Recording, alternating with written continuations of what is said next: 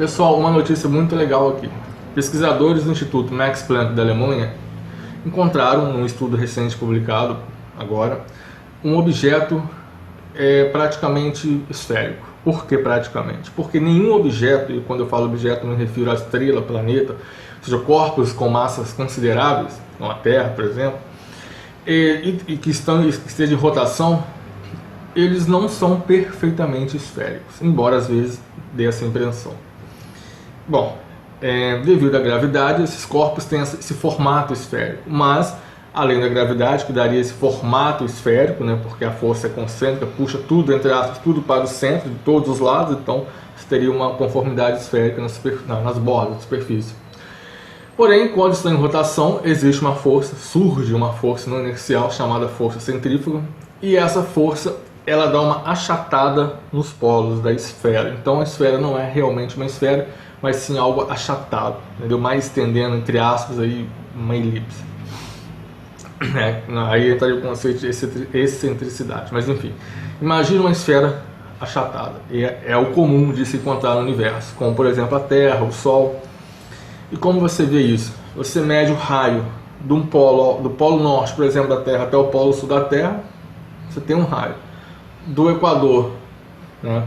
Do Equador, na linha do Equador, você tem outro raio, né?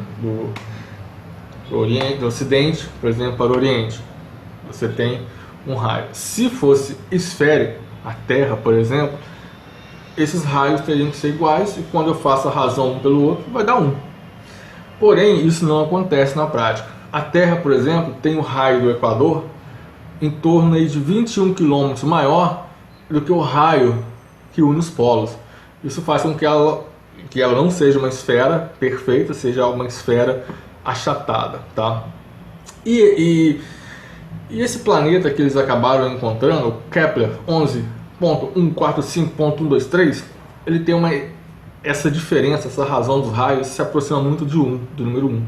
Por quê? Porque o Equador, em relação aos polos dessa estrela, o Equador é apenas 3 quilômetros maior do que o raio dos polos. E isso faz com que esse objeto se torne quase uma esfera perfeita. E isso está intrigando os cientistas, porque até então não tinham encontrado coisas desse tipo. E eles, enfim, obviamente está em rotação e tal, e eles atribuem isso ao campo magnético desse corpo, tá bom? Então as coisas estão começando a tender, a explicação está começando a tender para o campo magnético desse corpo aí. Enfim, vamos ver o que acontece aí.